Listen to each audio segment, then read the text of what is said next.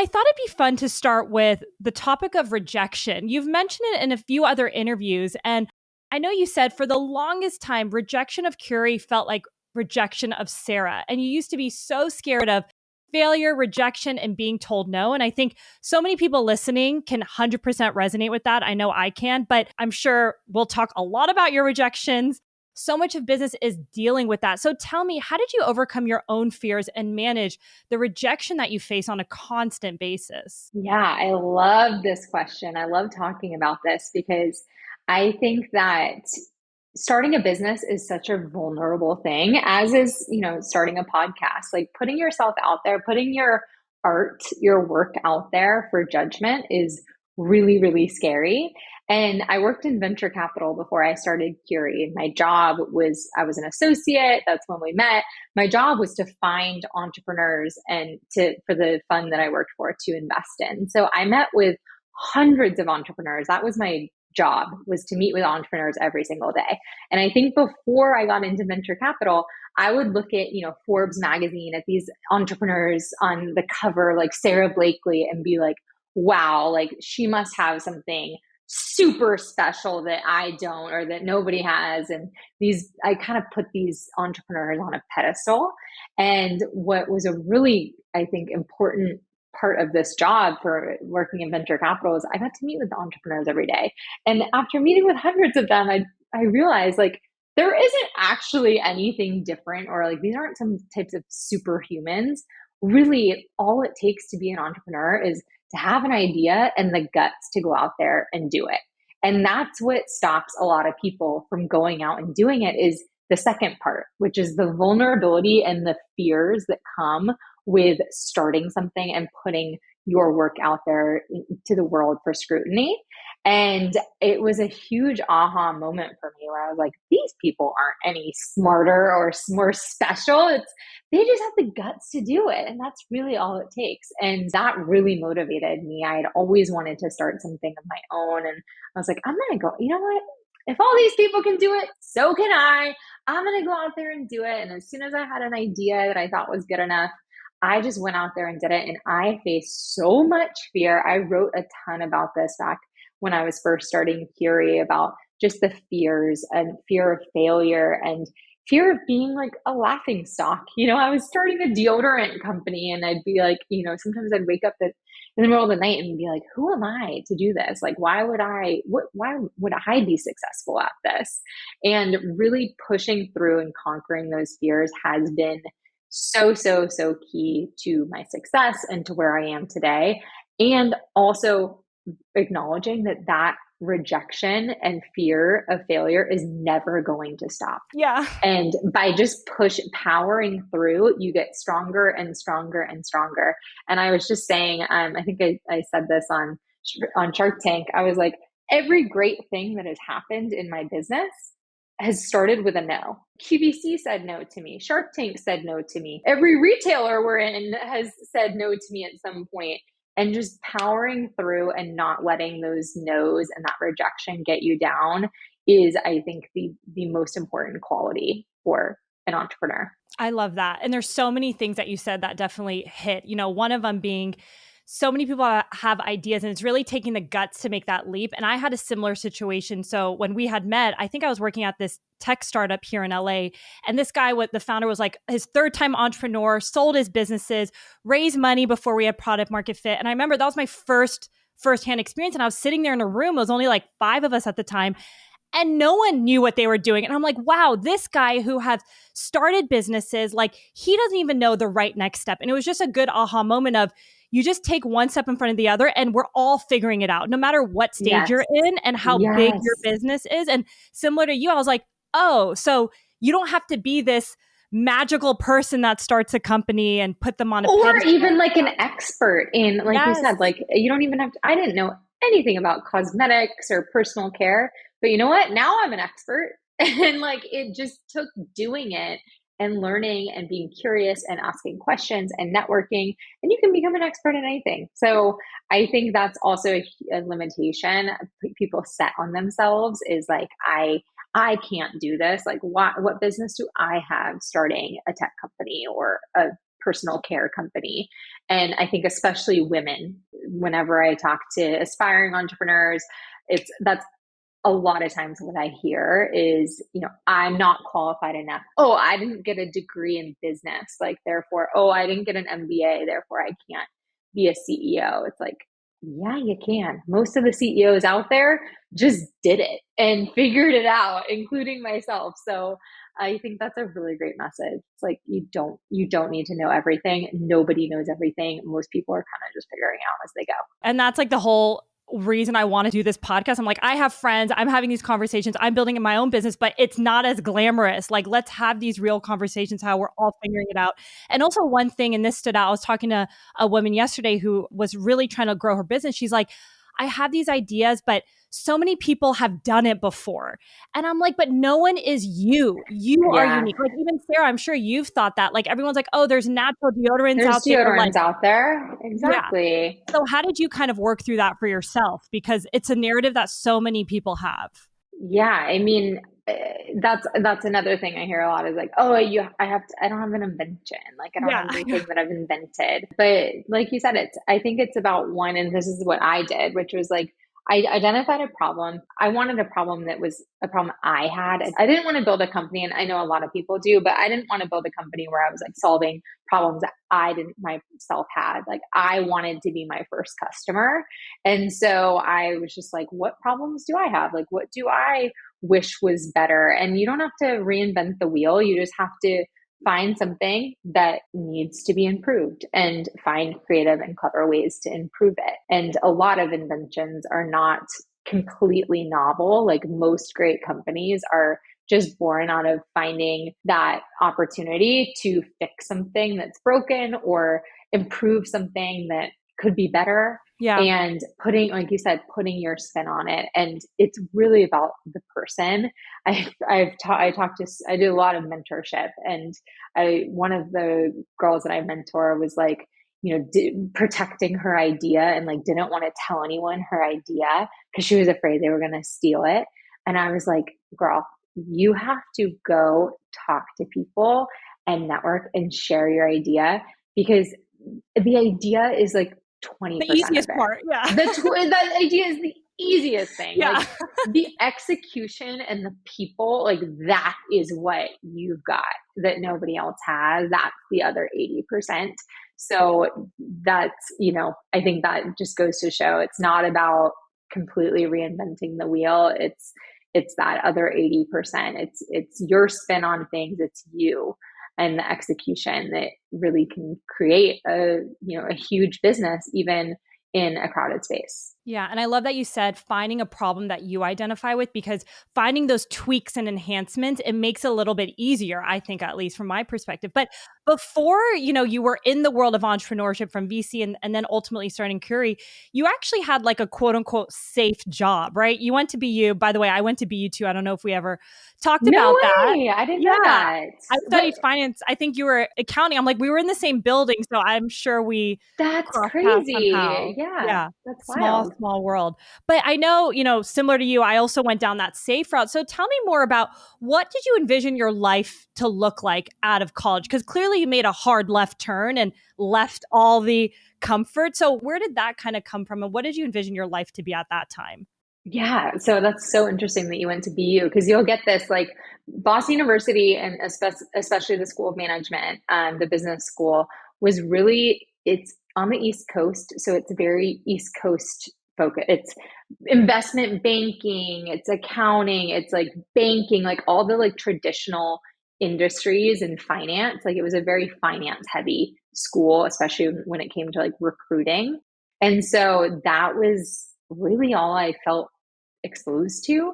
And I was also in college, during the recession. So graduating, it was really, I've always been a really independent, and the idea of not having a job out of college was like, oh my God, like, I would die if I don't have a job out of college. But now in hindsight, I'm like, it's ridiculous. But it was really, really important to me to get a great job out of college, and so I could like financially support myself. And so I was really good at finance and accounting. Still am pretty good with numbers, analytical, like financial modeling, all of that. and was really great at accounting specifically. I just found it really interesting. And so I got my CPA license, went worked at PricewaterhouseCoopers and did the whole auditing thing. It was so not the career for me, but it gave me a really great foundation in finance and accounting. And I still use a lot of that, knowledge today. But in terms of leaving that safety, it was really, really difficult, but I knew that there was more out there. Like I talk a lot about the concept of like climbing the wrong mountain. And like, I love this visual of, you're here on this mountain and here over here is this mountain. And climbing the mountain, you're higher on the mountain you're on is not going to get closer to the mountain you want to be on. It's just going to get you further. And that visual was like exactly how I felt during my accounting career, where I would look at my boss and my boss's boss, and I was like, I don't want that job. Like, I don't want that job. Or I'd even look at people where, accounting jobs that people would get outside of PwC. And I was like, I don't want any of those jobs. Yeah. And so I was climbing the wrong mountain, and I had to take the risk and jump off and go find the right one. And, luckily I did that in my 20s when not a lot was at stake, but it was still scary. And I still had, my family who was, my mom who was like, what? You're quitting this stable career that has benefits and a good salary? But I think I would be miserable if I was still doing that. And I'm really happy with where things turned out, but it was definitely a challenge at the time. Yeah. And sometimes it's like being in those jobs that you don't like, that is actually like a beautiful thing. You're like, oh, this is not it for me. And like you jump around. Like I did the whole investment banking thing because, again, like you said, on the East Coast, that was, God forbid you don't do one of these tracks. It's like, who are you? What are you doing? So I was following everyone. Props to you to leave earlier. I did it for like 6-7 years. But, there's so many gifts of working with different people, understanding what I don't like, what I do like. So I love the just people having different experiences before starting a business, because there's so much that you can bring to the table. And what I actually love about what you mentioned, for you being independent, being in a position to financially support yourself, people might look at you and be like, well, then how did you risk it all to start your company? But you were very methodical about it. You didn't just like quit and start. So let's talk about that, because I think there's a lot of myths when it comes to starting a business. And I don't know if that's always financially the right thing. Of course, everyone is so unique in their situation. But yes, tell me more about how it started and how you manage that risk. Yeah, and I think first of all, it's never too late to change your mind. I started my company at 30. Like I think there's so much more time than you think. And I remember being 27, 28 and feeling this pressure to have everything figured out. And I had so much time. And I wish I Yeah. could go back and tell that version of Sarah, you relax. Like things are gonna work out. You've got time to figure things out, and then it's okay to zig and zag. But in terms of making that big leap financially, I mean, I started my company. I was 29, almost 30.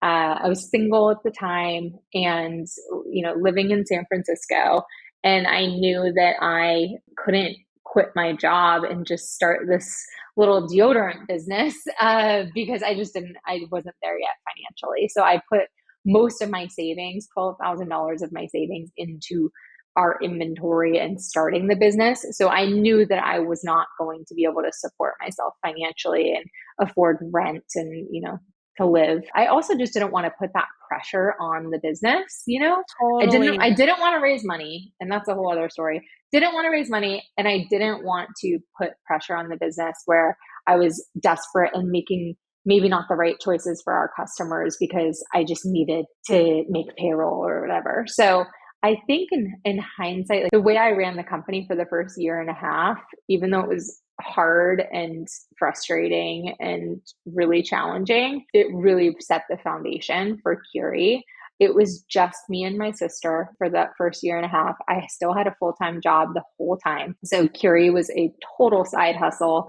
Nights, weekends. My sister joined when she was on maternity leave with her first baby, and took over all the fulfillment and customer support, because before that I was trying to juggle it all. And I was traveling for work and I would have to shut down our store when I would travel because I couldn't, it was Ship, a yeah. nightmare. So my sister jumped in and I think I had to go to Tel Aviv for work for 10 days. And I was like, how am I going to do this? And my sister, that was when she stepped in, started doing, took over all of our fulfillment, all of our customer support. She still works with me today. Oh, And amazing. yeah, it's been really fun. And so the risk of starting something is one of the biggest challenges. And so I always tell people, if in whatever ways you can mitigate that risk for yourself, do it. It's worth Yeah. it. Even if you can't invest 100% of your time, you have to work a job to be able to support yourself. It's worth it so that you're not making choices out of desperation because your livelihood depends on it. Curie could grow as slow as it Yeah. wanted to because I wasn't dependent on that revenue. So that's always something I recommend, unless you're going and raising, VC funding. If you want to bootstrap, plan to have a job while you're figuring things out and plan to do everything on your own. And I think that was a blessing. Doing everything on my own means now I really know my business. So silver lining of having to work insane hours in those early days. Yeah, no, I love that. I think that what you mentioned about it, we're also, self-funded, and people always ask me like, are you going to raise money? And I'm thinking to myself, that pressure already, like you said, we don't talk enough about. It's like already starting a business with investors or not is already high pressure. So for you to like leave your job and just double down, and listen, so many people do it. Everyone's circumstance is so different. I kind of working in that space, I didn't want that for myself. But yeah, it's like this unnecessary pressure. So if you can keep your job or whatever that is to have that cushion for a little bit, you make the right choices for the customers, business. So I love that you said that. Yeah. And I will acknowledge, like, it was also a function of where I was at in my life, where I could work, all day and all night because I was single. I didn't have kids yet. I was really able to work two jobs. Like, I worked full time and then Curie was another full time job. And I know though that that's not always the case. And, if you have kids or a family to support, might be a different circumstance. But for me, where I was at in my life, it was the best decision to really slowly let the business grow organically before I went all in. Yeah, I know. I love that. And I love that your sister jumped in. I remember when I was once traveling. Well, we weren't traveling, and my husband's like, can we go away for the weekend? I'm like, but then how do I ship stuff? Like, I don't have anyone shipping the boxes. And my mom actually, so similar to you, I was like, Mom, can you like send out these orders like very early on, But Yeah, these are the things you think about. I used to, before my sister started helping, I would bring suitcases of deodorant with me on trips with my little label printer and some like shipping envelopes. And I remember going on a business trip to New York and Yeah. in my hotel in the morning before the conference, I would pack up all the orders, run them to USPS, and then run to the conference and then, do it again the next day. I had this like giant Bag. deodorant bag that I schlepped with me across the country. Oh my gosh, I love that. The realities of the behind the scenes. It's so fun. And what I appreciate about you also when you started Curie is that you were super, super scrappy. Like, I think a lot of people spend thousands of dollars on finding a brand agency and like a beautiful website. Like, tell me more about how you approached it being so nimble early on. Yeah, I mean, especially now, there are so many resources out there. You can find anything on YouTube, Udemy, like you can figure anything out. There's tutorials, there's courses, there's blogs. So with all those resources out there, it is easier than ever, I think, to bootstrap if you want to do that. Again, no judgment for anyone that goes out and raises VC funding, but that was just not the way I wanted to start my business. And I love building and figuring things out. And that was exciting to me to like figure all this stuff out on my own. I didn't want to go out and hire some big fancy branding agency. Like, I kind of enjoyed that like scrappiness in the early days. And so I just taught myself, well, I didn't have the cash to, but even if I did, but I just taught myself everything. I built a Shopify website in a weekend, like drinking a glass of wine at my kitchen table and built a website. It's so easy. anyone can do it. There's tons of templates. I had a friend who had the nice new iPhone at the time that had a good camera, had her come over, took some product photography against like a white wall in my bathroom. Boom, there's my product photography. The packaging, I did a Adobe Illustrator course and learned how to use Adobe Illustrator, designed my packaging myself. I read a bunch of books on marketing and branding and put together taglines and all of that and figure out who my customer was and our social media strategy. So it was fun for me. Like I personally, I just loved doing it and figuring it all out. That was, I look back and, you know, as you grow, your problems change and things just get more complicated. And I look back on that, those like 6 months so fondly because it was just like, it was so fun and getting to figuring it all out on my own. And, you know, of course we've changed everything, you know, changed our branding. We It's eventually did normal. hire. Yeah. Yeah, but it was enough to get us going. And that was the goal. It was like, I'm probably going to change a lot of this stuff. I'm so glad we didn't hire a branding agency at the beginning because you know we didn't know who our customer was yet, and we did a big rebrand about a year in, and I'm really glad that we waited. Exactly. Yeah. I remember when we launched, people are like, are you going to throw like, do this big splash? And I'm like, I'm just trying to learn along the way. Like, even though we were live, I'm like, I kind of think of us still in beta. Like, is this resonating? Are shipments going through? What do customers feel? But you're right. You changed so much of it, even a year in business. So I love the approach you took. So tell me more about the moment you decided to go all in. Like, how were you creating awareness early on? And what made you feel comfortable to put all your eggs into this basket? So it's actually funny. So I actually decided to quit my job and go all in on Curie in like January of 2020, aka 2 months before COVID started. And it was terrible, terrible timing. But and I'm not sure if anyone follows the deodorant news, but COVID was not kind to the deodorant industry. When the lockdown started, people just stopped buying deodorant and our sales just fell off a cliff when the lockdown started. It was really difficult. I quickly pivoted. We launched a hand sanitizer with our like amazing fragrances and made it all natural and like super moisturizing. And we ended up selling like hundreds of thousands of bottles within a few months, and it totally saved the business. But it was terrifying. I was like, woohoo, I'm quitting my job. I'm going Shoot. all in on my startup. And boom, all of our customers disappear. It was a dark time. But you know, making that decision to go all in for me was partially inspired. Have you ever read Phil Knight's book, the founder of Nike? No, but many people have brought it up. Shoe So I Dog, need to it's add it. called. Yes, So shoe it's dog. it's great. I was at the time commuting for my day job. I was commuting to Palo Alto, and so I was listening to it on audiobook during my commute. And there was this part where he talks about his fear was not failure. It was his fear was wasting time and spending years and years of his time on something that was never going to work out.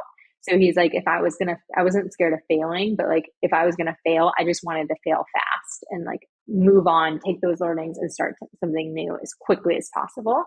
And I remember listening to that and being like, wow, like that's exactly how I feel. And by not going all in on Curie, I would make excuses. I'd be like, oh, we didn't hit our forecast because you know I don't have any employees. It's just me and I have a full-time job. So, you know, imagine if I worked full-time on Curie, we probably would. Like I would use it as an excuse. And I realized I think that moment hearing that was I was like giving myself an excuse not to succeed. And by not being all in, I was protecting myself if it Hmm. didn't work out. Fear of failure was such a thing for me that going all in was too scary. Like having Curie just be this side hustle was a lot safer because I could always fall back on the excuse that I, you know, That's didn't have true. enough time. So I decided that it was time to go all in. You know, we were making enough money at that point where I could support a mediocre salary. And so I decided to quit my job. I mean, this is pre-pandemic, but how are you guys creating awareness and selling? Was it like influencers? Were like, what was your mode at that time? Because I know you didn't have a lot of money to like spend on ads, so it was just organic. Yeah, and I mean, it was a different time, so things changed so quickly. This might not be as easy these days, but at the time, it was really easy Instagram was kind of like how TikTok is now, where if you have good content, like it's pretty easy to go viral. Like you used to be able to go viral on Instagram, and that's not really the case anymore. So Instagram was like a different place. I was constantly on our stories going on trail runs and doing, sniff tests and be like, oh, I still smell good. And I would do like fun little content series. I would do coffee with customers where customers that lived in San Francisco, I would grab coffee with them and I would do Instagram live and all that. So I was just doing a lot of social media, a lot of organic social. We grew a following on social pretty quickly. And we started to, get outreach influencers. I didn't really even know what influencer marketing was at the time. So, influencers started just reaching out and I'd be like, cool, yeah, here's some deodorant. And then they would post about us. And I remember Skinny Confidential posted about us and Oh, that's we did amazing. Yeah. like our biggest sales day ever. And so influencers, but it was mostly unpaid. It was like, hey, you want to try this? And maybe post about us. And so influencers, and then I also would reach out to press. I would read articles, find the contact, and then reach out. And we got some really good press in those early years. And press is free, so it was a good use of time. I would once a week reach out to 10 journalists, and we got some really good hits. I think we got in Glamour magazine, Self magazine. So I would say organic social, some influencers and press were big in the early days. And when you're reaching out to press, were you just giving kind of a blurb of the business and like the angle that they would take, or how would you kind of foster those relationships? Yeah, I had a good friend that worked in PR. So she helped me put together like a great email where we would just talk about, the sizzle reel, the highlights, the business, what we were doing, and then help me think about, a catchy subject line to catch their attention. And it was pretty successful. That's awesome. Yeah, it was a lot of organic outreach. And then also because we were a deodorant and I am super into fitness, I would reach out to fitness studios and be like, hey, Oh, we have this great. aluminum free deodorant. Do you want to offer it for sale? And so we had a bunch of probably like 100 little fitness studios that were carrying Curie, and we would, send them minis for gift bags for events. And so fitness studios were another part of that early strategy. You're just getting the word out. Yeah, like super grassroots. I love that. But, to build that momentum is amazing. So then COVID hits, obviously, like you told us, no one's buying deodorant. How did you guys pivot to hand sanitizer so soon? Because I mean, I remember those times like no one was shipping. I was just like hustling to get our product done. So how did you pivot so quickly? Because that It was truly like, yeah. it was so lucky, like so lucky that we had already, because at that point fitness studios were a big part of our strategy. I think early COVID we had just signed a deal with SoulCycle to have our spray deodorant be in all their locker rooms. And so, fitness studios were growing in importance to us. And I started to think about, okay, product pipeline, what else do we, our customers love our aluminum free deodorant, but they are always raving about our scents and the fragrance, because that's really, I think, what's unique and to our products was this amazing fragrance that you literally want to wear it on your whole body. And we'd have customers that were like, I want this as my perfume, like love these scents. So I was like, where else can we create magic with our fragrances? And so I remember going into SoulCycle and being like, oh, they have like Purell. And so we were going to make a nice fancy hand sanitizer for these fitness studios, because every fitness studio has hand sanitizer, and have it be in our signature scents. And so we had just started to work on a formula with a manufacturer. it was such crazy timing. Like I think I connected with this manufacturer in like January of 2020.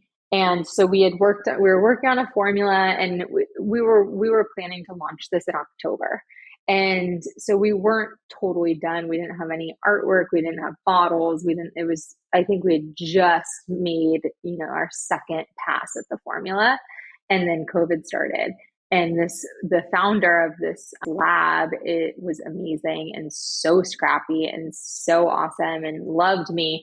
And so I called her and I was like, Linda, like, can we make hand sanitizer now? Like, can we just, how quickly, if we place a purchase order, can we make our hand sanitizer? And she was able to turn it around. I think Wow. I placed the purchase order third week of March, and we were able to launch it in May, which is a crazy That's turnaround, fast. insane. Yes. And the hardest part was getting the bottles. That Yeah. was the biggest struggle. So I was staying up until like 4 a.m. calling manufacturers in China, like trying to find bottle manufacturers that had extra stock of like any bottle. Any bottle. I was like, as long as it's under like 4 ounces, we'll take it. And after 15 phone calls, I was able to find a manufacturer that had a customer that didn't pick up like 20,000 bottles. And Oh, we took interesting. them, we air freighted them, we filled them, we launched our hand sanitizer. And like I said, that saved the business. We ended up reordering 15 times that quarter, and Oh my it was gosh. crazy. Hand sanitizer like really At that time, saved us. yeah. We got into Nordstrom because of the hand sanitizer. It was crazy. I'm going back a little bit, but we get a lot of questions on like, how do you find manufacturers? So this woman that you found seems amazing. I love that she's also a woman and you guys really connected. So like, how did you find her at that time? Yeah, people. This is the one of the most common questions I get asked is like, how do you find manufacturers? It is, first of all, it's a small network. Like there's not that many cosmetic and personal care manufacturers. And we manufacture everything in the US. So especially just in the US, there's it's not like there's thousands of them. It's more like hundreds of them. So the first ones I found by just Googling, like I just Googled, all natural deodorant manufacturers, and found all the, on the first 5 pages of Google, put them all in a spreadsheet and called them all or emailed them all. And that's how I connected with my first, batch. Most of them were too big and we're like, hey, we can't do, a small batch. But hey, I know this person Yeah. in Texas that can do that, or I've got a buddy who's starting up or whatever. So it became like a networking. That's really how we've met all the manufacturers we work with now, is through networking. And you just get there. It's a very, very helpful, nice network of people. There's lots of conferences and stuff. So I'll go to Cosmoprof every year, which is in Vegas. They do it in Vegas and New York every year. All the manufacturers go to that, so you can meet new ones through that. And referrals, sometimes I'll ask other companies or other brands. So I think networking has been the biggest unlock for finding great manufacturers. There's also this company called Pietra, for anyone that's like starting out, that we've Pietra. used. Pietra, they have this platform that you can search and put RFPs out for whether you want to make deodorant or whether you want to make sweatshirts or hats or candles. Like they have a network of tons of manufacturers, and you can put out an RFP to, all of the manufacturers on their platform. So we've used them too for some products. Yeah, I love that. And going back to even the initial thing you were saying when we started the interview about sharing your idea and your product, like that's exactly when we found our first manufacturer, exactly what you did, I did. Like I would call, they're like, you're too big. I'm like, is there anyone else that you know, right? That we could talk to? Just like dialing, calling everyone on Google, like you said, and sharing your idea. So it just goes back to like when you put it out there, you will eventually find someone who's willing to help you. And it always works out at the end of the day, even though you might not see it starting out, but just putting your idea out there. But I love that. So tell me more. I don't know what year were you on Shark Tank? So like 2020, you launched this hand sanitizer. You guys are doing, pretty well because of that. Tell me more about your Shark Tank story. Because when I heard the behind the scenes of how it happened, I was like, what? This is wild. So tell me everything. I filmed in 2021, we aired in 2022. And that was, I would say, our first big inflection point at Curie was QVC. I So got that was onto before Shark Tank. Yeah, I got onto QVC in 2021, and that was huge for us. And I'm still on QVC. I go on at least twice a month. And how did you get in front of, was this like an outreach that you did for QVC? Like, how did that partnership kind of come about? Yeah, I actually auditioned. Like QVC has this like what you call it, game show or program. It's called the Big Find, and small brands can come and pitch a panel of QVC hosts, and they will pick, five brands that get to go on QVC or HSN. And I did that, and I didn't get picked. So there's the rejection. I was so upset. I flew all the way there and was crushed and like bawled the entire Uber back to the airport, and was really, really disappointed. But through that, I made some relationships with, QVC buyers and hosts. And so I just would follow up with them like every 3 months. I would send them an update on the business. Hey, we launched this product. Hey, we launched in anthropology. Hey, this is what we're doing, keeping them updated, keeping top of their inbox. And then it was just a timing thing. Like aluminum free deodorant was not at all on their radar. And all of a sudden it was, and they chose us to go on. So that was, I think it was just being persistent and reminding them that we're here. Yeah. So QVC was the first big inflection point. And then next thing that really put us on the map was Shark Tank. So Shark Tank, I filmed in 2021, and part of the story, if anyone hasn't seen the episode, you can watch it on YouTube. But spoiler alert, I was a stand-in for the season, meaning I had to prepare as though I was going on, but I I can't didn't. imagine. I know, it was crazy, but I didn't actually have a time slot. So it was a long story. I actually had one, and then I got canceled the night before. But again, rejection happens to the best of us. Got to power through. Got canceled the night before, and then they're like, "You're just going to be on standby for the rest of the season. We'll call you if there's a time slot available for you to come film." And on like literally the last day of the filming window, I was on a hike, hungover on a Sunday, and the producer calls me and is like, "Can you be at the studio at 4 o'clock?" Meanwhile, it's Oh my 1 o'clock, and we're on God. the opposite side of LA. And I was like, "Sure." And so my husband and I just like floored it to our house. Like I quickly got ready. I didn't even shower. I literally put dry shampoo in my hair, did my makeup in the passenger seat of his car, got dropped at the studio, and boom, like got picked up in a golf cart and taken directly to the Shark Tank. It was crazy. And ended up getting a deal with Mark Cuban and Barbara Corcoran, which was so exciting and just shocking. And Yeah. it has really like fundamentally changed my business. Shark Tank has been the biggest needle mover for us by far. Oh my gosh, I have a million questions. That is amazing. I mean, It's your such pitch a was, ridiculous story. Like people don't believe it. And I tell the story on the show. I'm like, I yeah. was hiking 3 hours ago, and the producers called me. And there's all these comments on the YouTube video where people are like, "She's lying. There's no way why would she be hiking before she goes on Shark Tank?" I'm like, I know this sounds made up, but it's 100% true. I have receipts. I have photos from that hike. Oh my God. I'm glad you brought that up because it shows just like your ability to like show up, perform, get shit done. Like that, not a lot of people can do that. And that's pretty amazing because wow, that's wild. Because I know I've had a few women on the podcast who have been on Shark Tank and they're like, listen, it took me like weeks of prep, right? It's not, I don't know how much time you put, but I know it's like no joke. So to be on standby, like, It was a lot of work, hours and hours. Like preparing for Shark Tank was like a part-time job. Like they yes. really make you do a lot of Oh, so prep. are they And working with you to, yes, yeah, the producers work with you. oh, You have a that's weekly helpful. call, and you have to write your own pitch. You have to prepare all your Q&A. You have to design your set. You have to buy your set. You have to get it delivered. Like it's a lot of work.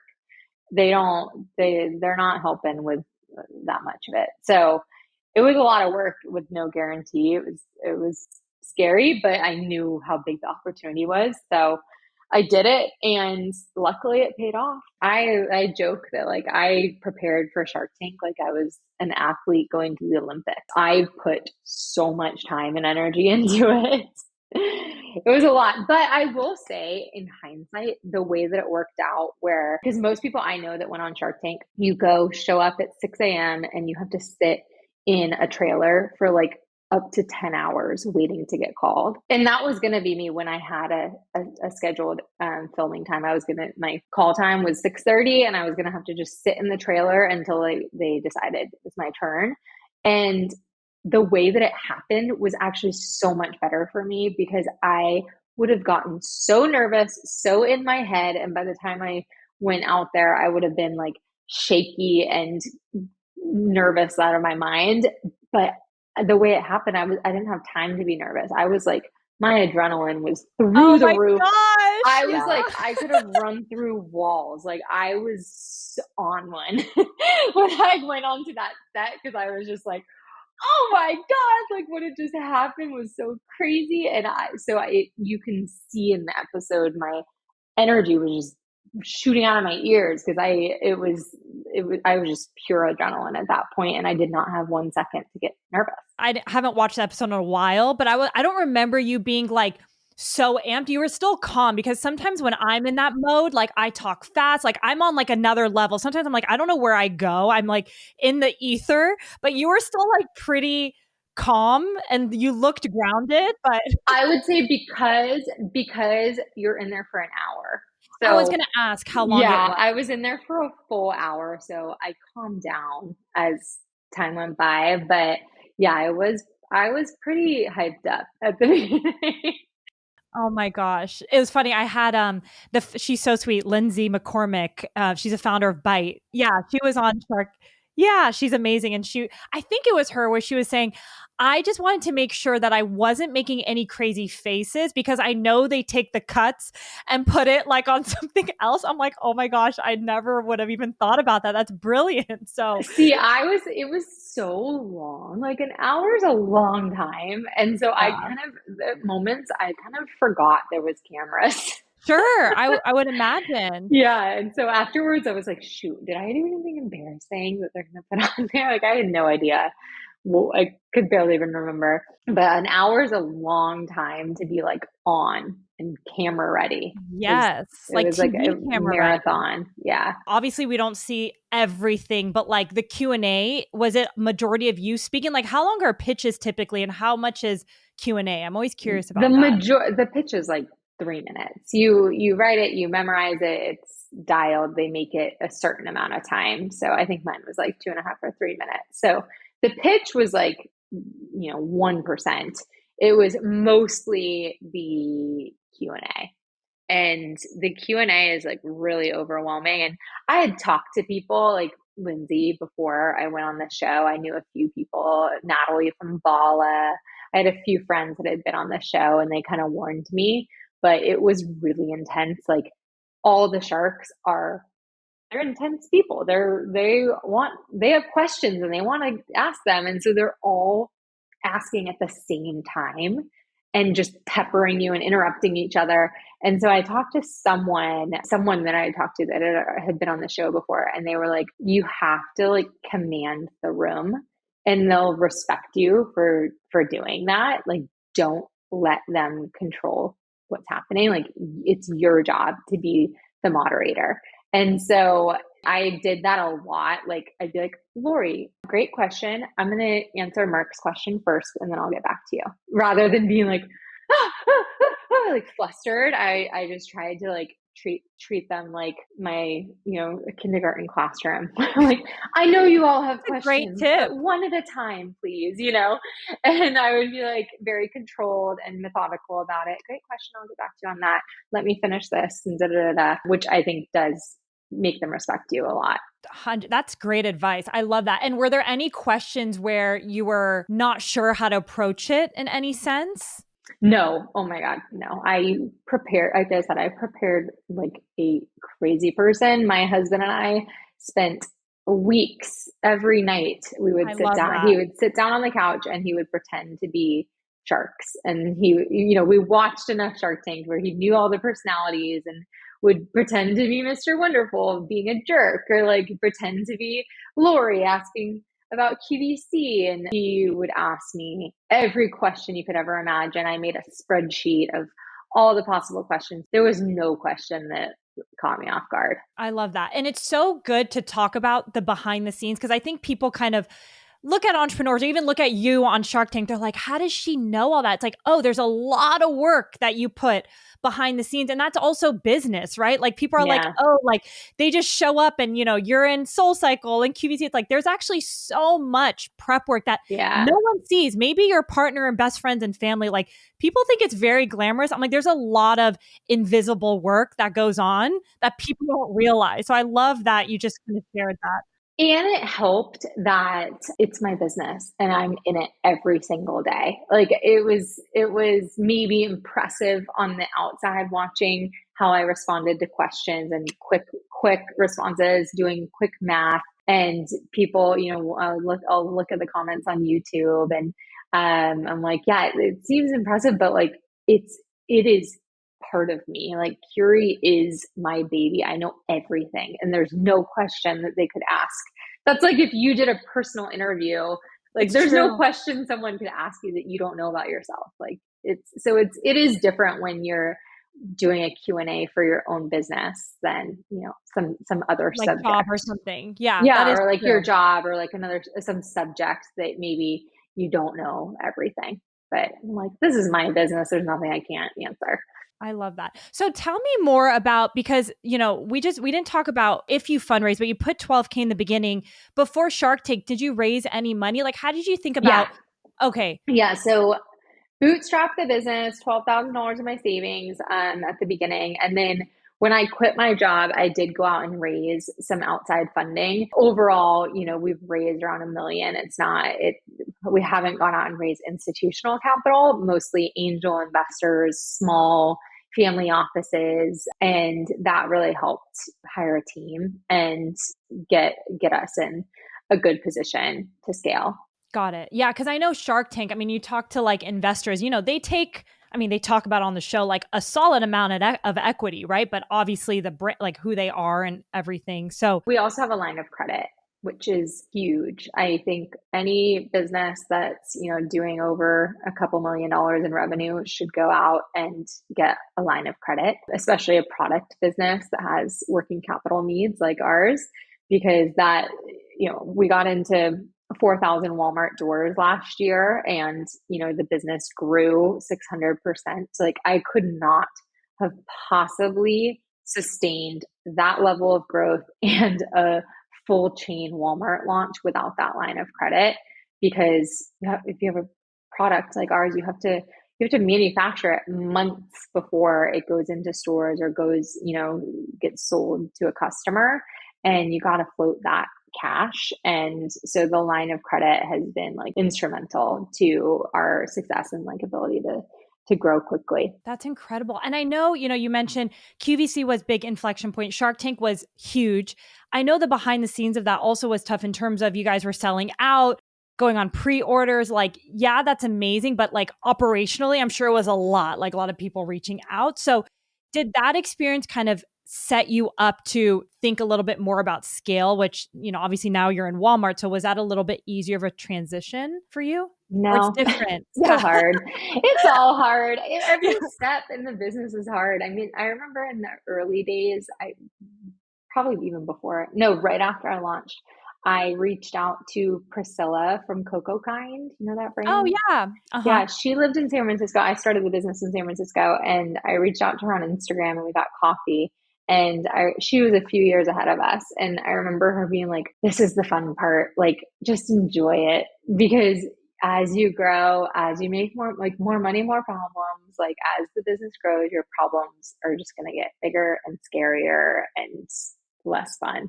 And that is so true. Like, you've never made it.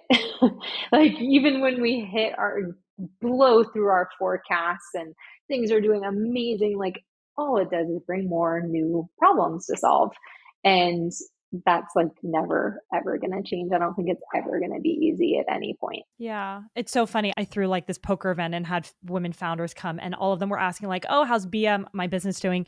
And they all said the same thing. I had four separate entrepreneurs who meant, they're having like at least 50 million plus businesses. They're like, "You are in the best phase. Like, enjoy it." And really, like, hearing that from so many people, I was like, all right, Yasmin, your problems are really nothing compared to what comes as you grow. So Oh, it's good so perspective. true. I like think back at the problems that like would keep me up at night or that I would be like, oh, we're gonna go out of business. And I'm like, I laugh. Like that is like if that happened now, I would be like, oh, move on, like whatever. But at the time they felt so existential. You definitely grow a thicker skin as you Yeah. go.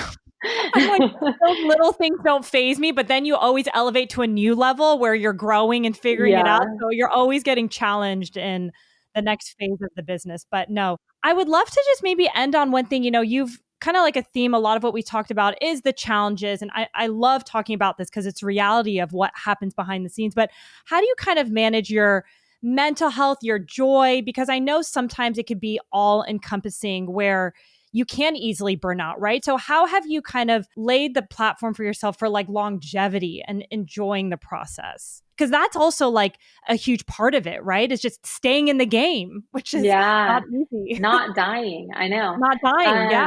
Yeah, I think it's just like not in my nature to be a workaholic. That's I, amazing. that's just never been me. I have a really good balance, I think, in my life. And I think it's just has come really naturally to me.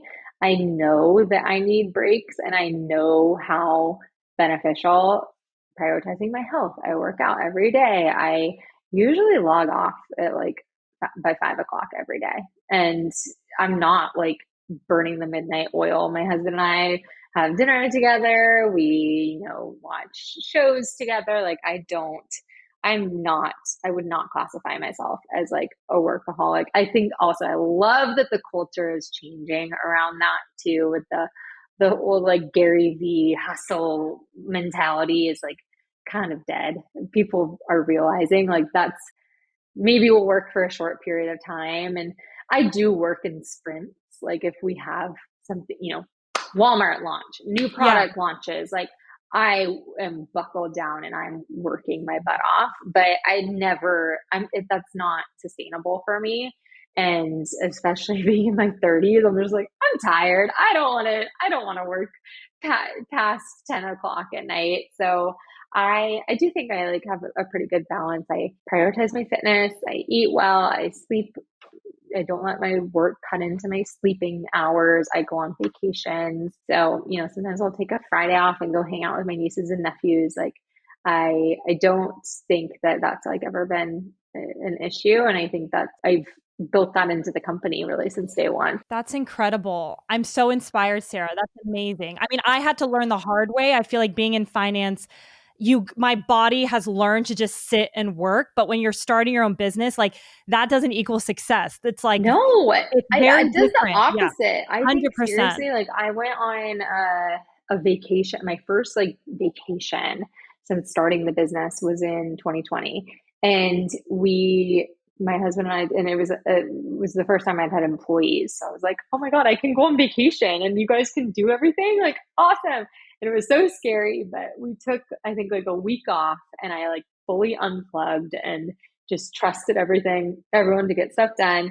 And I came back with like a million new ideas, like Mm-hmm. so many new ideas. While I was gone, we had gotten a purchase order from Nordstrom, like our first purchase order from Nordstrom. And I came back just like full of energy and ideas. And I've just made sure to like I love that. prioritize that. I go on a couple vacations a year. And I think also just take time off periodically when I need it, go do a spa day on a Tuesday, and it really helps me like recharge and think creatively again. No, I love it. Well, Sarah, I know we went few minutes over, but it was so amazing to see you. Love the Thank success. I you. can't This wait is to so continue fun. to see it, but thank you for joining us today. Thank you. This is really fun and great catching up with you.